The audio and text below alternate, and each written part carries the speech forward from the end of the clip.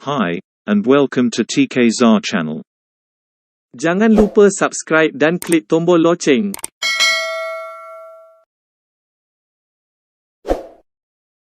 Berikut adalah cara-cara untuk membeli tiket keretapi menggunakan aplikasi KTMB.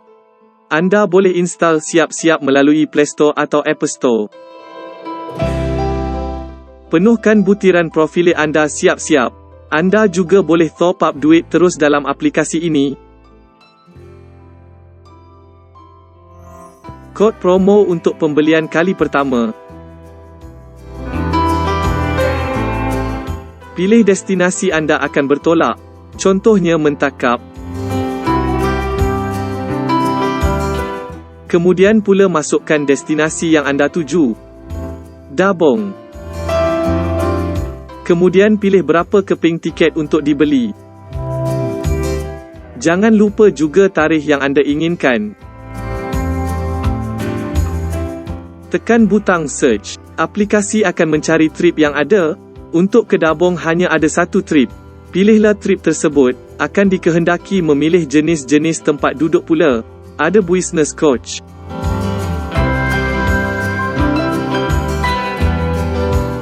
Ada normal coach.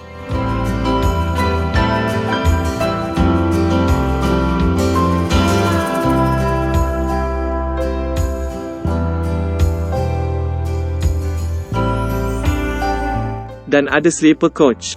Harga berbeza untuk setiap coach. Harga untuk dewasa, kanak-kanak dan warga emas turut berbeza tau.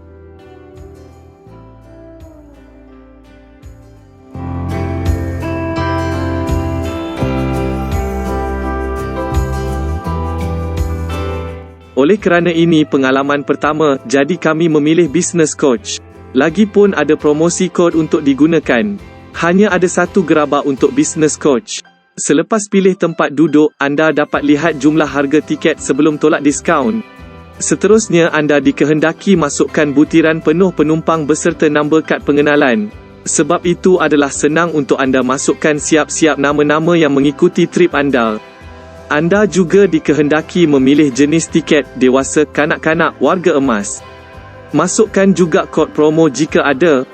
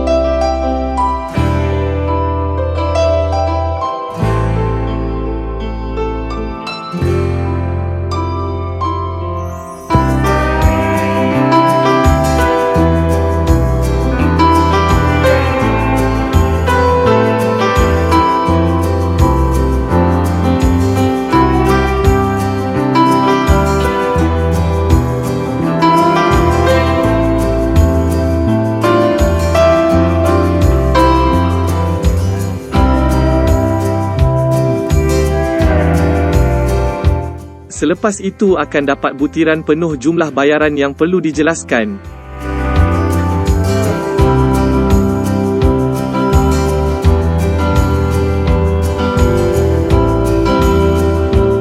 Cara pembayaran boleh melalui kad kredit, perbankan internet dan juga top up siap-siap duit ke dalam aplikasi ini. Selepas pembayaran anda berjaya, tiket anda boleh didapati di booking history.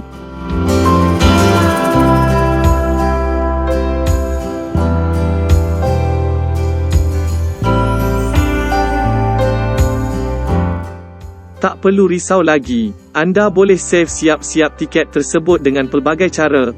Nak senang anda print sahaja tiket ini untuk diberikan di dalam keretapi nanti.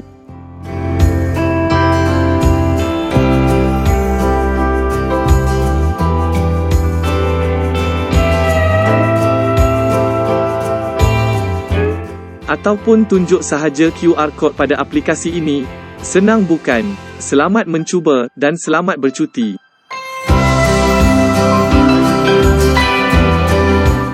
Kalau boleh jangan lupa subscribe dan share takza channel ini. Okay, bye.